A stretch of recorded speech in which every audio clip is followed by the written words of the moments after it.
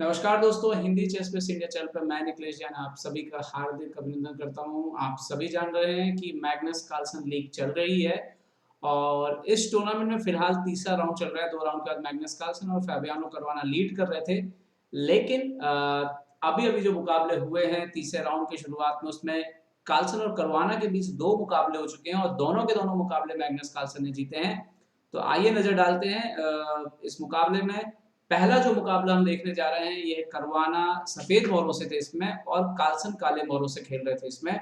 और बड़ी इंटरेस्टिंग बात जो बताने की है वो ये कि E4 पे नाइट F6 खेला यहाँ पे मैग्नस कार्लसन ने। आप सभी जानते होंगे कि इसको कहते हैं चेस में अल्काइन डिफेंस, जो कि आजकल इतना पॉपुलर नहीं है। ओके, होता क्या है इसमें, अपोनेंट नाइट निकालता है, ओके आप पुश करते हो E5, नाइट D5, D4। तो अब आप देखो कि व्हाइट का एक स्ट्रॉन्ग सेंटर ओपनिंग से क्रिएट हो रहा है, जबकि ब्लैक ने तो अपने सेंटर से भी एक भी पॉन खेला नहीं है और उसका नाइट जो है वो ऑलरेडी एक बार मूव कर चुका है और एक बार और मूव करने का थ्रेट यहाँ पर है। ओके, ब्लैक खेलता है D6 आपके सेंटर पर अटैक करते हुए, बट व्हाइट खेलता है पहले C4, नाइट B6 और F4। अब आप यहाँ पे देखो तो व्हाइट ने क्या किया हुआ है कि ओपनिंग के रूल आप देखो तो एक प्रकार से तोड़े हुए हैं कि 4-4 पॉन उसने ओपनिंग में चली हुई है। लेकिन आपको यहाँ पे याद रखना होगा कि यहाँ पर आप देखो कि 2 बार तो टेम्पो लूज हुआ है, मतलब ये ऑलमोस्ट एक मूव फ्री मिल रही है यहाँ पर ब्लैक को, व्हाइट को। तो फिर यहाँ पर उसने जो 2 मूव चली है, 2 बार उसको उसने नाइट को मूव किया है, तो यहाँ पर व्हाइट की तरफ से इतनी कोई बड़ी गलती नहीं हुई है। लेकिन ये सेंटर जो बिल्ड हो गया है, क्या ये व्हाइट के लिए हमेशा अच्छा है? ब्लैक ऐसा क्यों करने देगा व्हाइट को? दरअसल जब आपके पॉन ज़्यादा आगे आ जाते हैं तो उन पर अटैक या उनको ब्रेक देना भी आसान होता है। तो यही इसका यहाँ पर सार है कि धीरे-धीरे आप देखेंगे कि ब्लैक धीरे से इस स्ट्रक्चर पे जो सेंटर पे क्रिएट है, इसको कैसे ब्रेक करने की कोशिश करेगा। और अगर ब्लैक उसमें कामयाब हो जाए, तो डेफ़िनेटली जब आपकी पॉन ज़्यादा आगे आ जाती है, तो थोड़ी वीकनेस भी पीछे की तरफ आ जाती है। खैर 2 गेम देखने थोड़ी तेज़ी से चलते हैं। G6 खेला मैग्नस कार्लसन ने, नाइट C3, बिशप G7, तो ब्लैक पहले धीरे-धीरे डेवलपमेंट के लिए भी तैयारी। Then bishop E3, bishop E6 खेलते हैं यहाँ पर मैग्नस कार्लसन। आइडिया ये है कि अगर आप कमिट कर देंगे D5 को आगे बढ़ के, तो बिशप F5 के बाद आप देखिए कि जो E5 का स्क्वायर है, ये एक ब्रेकिंग पॉइंट बन जाएगा ब्लैक के लिए आने वाले समय में इस सेंटर स्ट्रक्चर को ब्रेक करने के लिए। ओके, क्योंकि आप देखिए यहाँ पर आपको सपोर्ट अभी कम पड़ रहा है। बिशप और पॉन ऑलरेडी अटैक कर रहे हैं, नाइट D7 भी आ सकता है। तो ब्लैक डेफिनेटली चाहेगा कि अगर आप ऐसा करें तो, लेकिन यहाँ पर नाइट F3 खेला, नॉन नेचुरल डेवलपमेंट, क्योंकि व्हाइट के पास अच्छा स्ट्रक्चर है तो व्हाइट अभी किसी तरह से कोई रिस्क नहीं लेना चाहता। कासल, तो ब्लैक ने डेवलपमेंट कंप्लीट किया यहाँ पर, अभी सिर्फ एक नाइट निकलना बाकी है ये वाला। And now B3। Okay, and now यहाँ पे मैग्नस कार्लसन डिसाइड करते हैं कि वो पोजीशन को ओपन कर देंगे D into E5, now night C6। अब आप कह सकते हैं कि ब्लैक के सारे पीसेस बोर्ड पर आ चुके हैं। यहाँ पर करवाना चाहते तो क्वीन इंटू D8, रुक इंटू D8, ये टोटली इक्वल पोजीशन है, बट करवाना यहाँ पर प्रेशर डालना चाहते थे क्योंकि सेंटर उनके पास है, स्पेस उनके पास है और उसका ही फायदा वो लेना चाहते हैं। तो नाइट E4 अच्छा मूव है और ये नॉवेल्टी भी है। तो लेकिन मैग्नस कार्लसन ने क्या किया, इमीडिएटली, क्योंकि सेंटर को ब्रेक करना भी जरूरी है, तो उन्होंने खेला F6। यहाँ पर करवाना ने नाइट C5 खेला और क्वीन C8 के बाद ऐसा लगा कि थोड़ा सा एज आ चुका है यहाँ पर फाबियानो करवाना के पास। रीजन ये है कि व्हाइट कभी भी इसको मारेगा नहीं, क्योंकि अगर वो इस बिशप को मारेगा या क्वीन बाहर आएगा तो ये रुक एक्टिवेट हो जाएगा। तो व्हाइट चाहता है कि ब्लैक का ये रुक फंसा रहे और अगर ब्लैक का एक पीस, बड़ा पीस फंसा रहेगा तो आने वाले समय में दिक्कत हो सकती है यहाँ पर ब्लैक को, मतलब मैग्नस कार्लसन को। यहाँ पर खेला E to F6, bishop into F6, bishop E2। और ये देखिए यहाँ पे बड़ी इंपॉर्टेंट मूव है बिशप E2, क्योंकि व्हाइट जो है वो अपना बिशप ऑफर कर रहा है, सॉरी रुक ऑफर कर रहा है। तो अगर bishop into A1, queen A1 इस तरह से मैच चले तो एक्चुअली प्रॉब्लम ये है कि किंग साइड आप देखिए कि एक तो ये पॉन भी खराब है और थोड़ा सा E5 की वजह से, इस नाइट की वजह से और डबल बिशप भी आ जाएंगे, तो ये कंपनसेशन है और ये पीस नहीं खेल रहा है, ये भी याद रखने की बात है। कंपनसेशन यहाँ पर है व्हाइट के पास, तो इसीलिए मैग्नस कार्लसन ने यहाँ पर तो एक्सेप्ट नहीं किया। पहले उन्होंने खेला बिशप F5, कासल किया यहाँ पर करवाना ने, सो नाउ नाइट D7। अब वो चाह रहे थे कि किसी भी तरह से जो है उनके जो मोहरे खेल नहीं रहे हैं उनको एक्टिवेट किया जाए और जो व्हाइट के एक्टिव पीस हैं खासतौर पर जैसे नाइट, तो इनको एक्सचेंज किया जाए धीरे धीरे।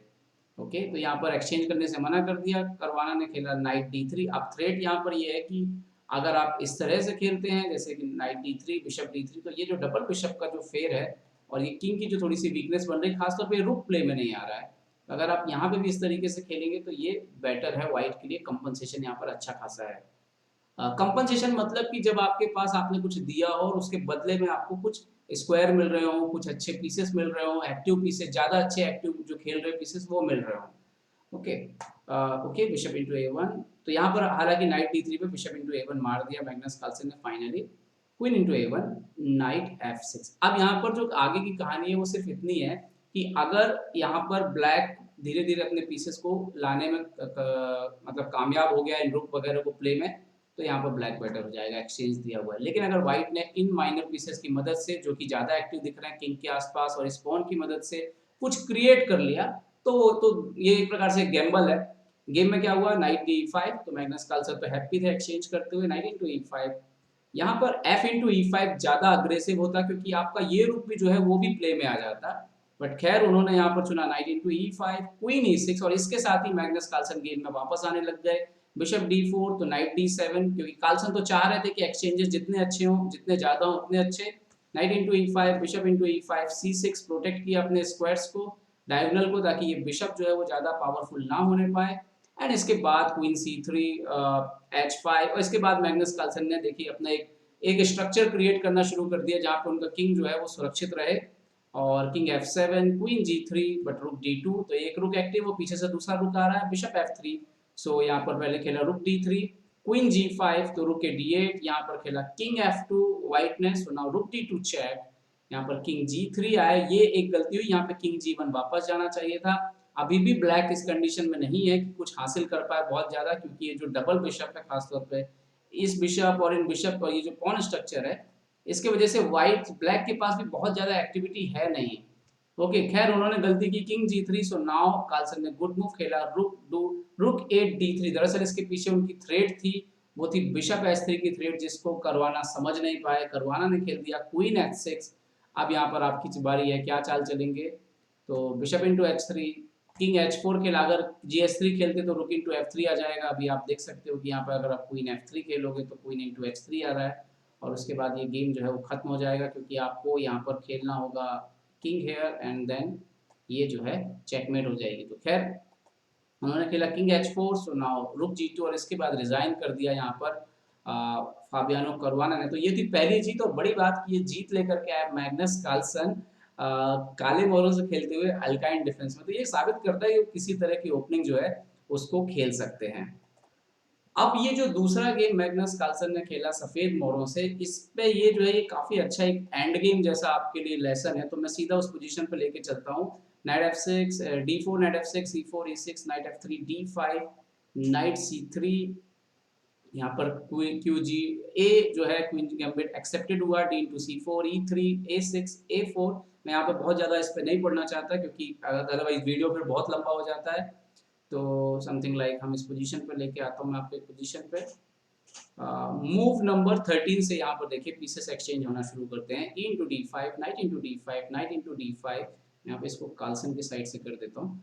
Okay, and now queen into D5, queen into D5, bishop into D5, bishop F6। अब आप इस पोजीशन को असेस करिए मूव नंबर 16 के बाद। आप देख सकते हैं कि दोनों साइड से जो है कैसल हो चुका है, तो एक प्रकार से सिमेट्रिकल पोजीशन है किंग की और रुक की। बट इस तरफ भी स्ट्रक्चर देखें तो दो दो पॉन है यहाँ पर भी, लेकिन सिर्फ एक अंतर है कि व्हाइट के पास डबल बिशप है और ब्लैक के पास जो है नाइट और बिशप है। और यहाँ पर व्हाइट का बिशप जो है, ये वाला बिशप खास तौर पे, ये थोड़ा डेंजर हो रहा है। अब इसके बाद एक एक गेम देखिए, व्हाइट खेलता है मतलब कार्लसन खेलते हैं रुक FD1।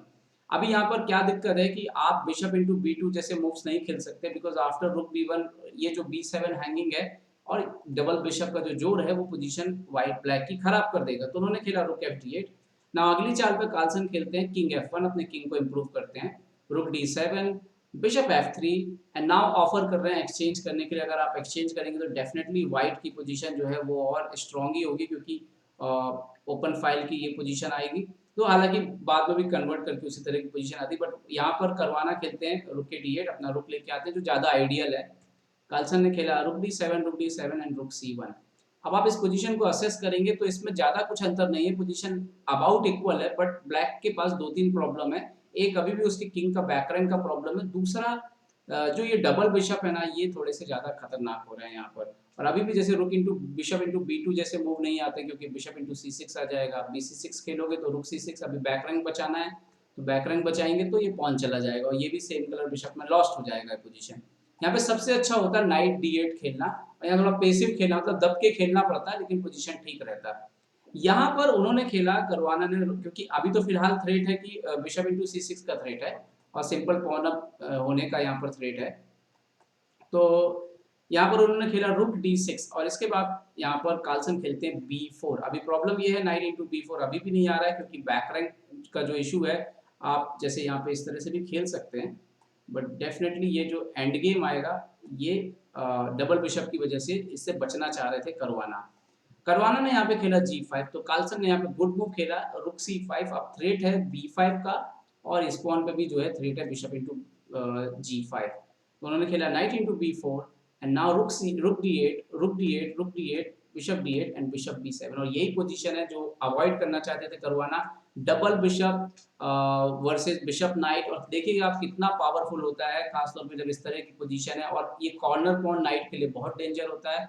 इसके बाद बड़ी आसानी से कन्वर्ट किया कार्लसन ने, किंग E2 A5 खेला यहाँ पे, बट किंग D2 तो पहले किंग को लेके गए इम्प्रूव करके, F5 तो किंग C3, किंग F6 तो किंग C4। और वो A5 का जो पॉन है वही उनके लिए जो अपोनेंट के लिए एक प्रकार से खतरा है, क्योंकि अगर वो कॉर्नर का पॉन नाइट, हम जानते हैं कि नाइट कमजोर हो जाता है।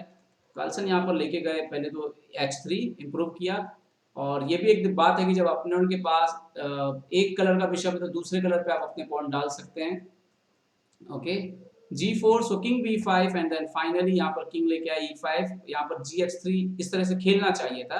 उन्होंने खेला किंग E5, कार्लसन ने खेला H4 and now bishop B6 exchange के लिए रख दिया। यहाँ पर बिशप B6 किंग B6 और इस तरह से गेम चलता है, ये भी विनिंग है वाइट के लिए, हम जानते हैं। बट उन्होंने खेला king D6, now bishop C7, और उसके बाद बिशप E4 वापस with the threat of H7 तो H5, यहाँ पे किंग इंटू A5, नाइट बचाया A2, तो पहले गुड मूव G3 ताकि इन दो पॉन को फिक्स किया जा सके लाइट कलर पर। और जैसे ही आए नाइट C3 सो बिशप C2, यहाँ पे वापस नाइट E2 सो बिशप G6। और आप देख सकते हैं कि यहाँ पे पॉन जो है उनका बचना जो है लगभग असंभव है, और यहाँ पे रिजाइन कर दिया करवाना ने। तो ये भी दूसरी जीत, पहली जीत अल्काइन डिफेंस में और दूसरी जीत यहाँ पर, और दोनों जीत के जरिए आप समझ सकते हैं कि कैसे कार्लसन ने एक प्रकार से वन साइडेड जो है अफेयर दिखाया है और करवाना को पराजित कर दिया। जीत के साथ ही कार्लसन जो है वो लीड पर आ गए हैं पूरी तरह से, और देखना है कि क्या ये अपने द्वारा ही आयोजित इस टूर्नामेंट को मैग्नस कार्लसन जीत लेंगे। उम्मीद करते हैं कि आपको वीडियो पसंद आया होगा, पसंद आया हो तो लाइक और शेयर करना ना भूलें। साथ ही साथ अब हमारे 17,000 सब्सक्राइबर का सदस्यों का परिवार हो गया है, उसके लिए भी आप सभी को बहुत बहुत धन्यवाद। अगर आप हिंदी भाषा में शतरंज को आगे ले जाने के लिए सहयोग करना चाहते हैं तो नीचे दिए गए लिंक के माध्यम से आप सहयोग भी कर सकते हैं। देखते रहिए चेस बस इंडिया के लिए मैं निखिलेश जैन, जय हिंद। तो उम्मीद है आपको हमारे वीडियो पसंद आए होंगे, अपने सुझाव हमें जरूर दें, और याद रखें शतरंज की हर छोटी बड़ी खबर के लिए जुड़े रहें चेस बेस इंडिया चैनल से। जी हाँ, चाहे वो खिलाड़ियों के इंटरव्यू या फिर वो खेल का विश्लेषण, चेस बेस इंडिया हमेशा आपके लिए खबरें लाएगा सबसे तेज सबसे जल्दी। सब्सक्राइब करें Hindi chess base India channel को। अगर आप यूट्यूब पर देख रहे हैं तो सब्सक्राइब करें, और साथ ही साथ बेल आइकॉन दबाना ना भूलें दोस्तों, क्योंकि इसी से मिलेंगे आपको सारे नोटिफिकेशन। फेसबुक पर देख रहे हैं तो जरूर लाइक और शेयर करना ना भूलें।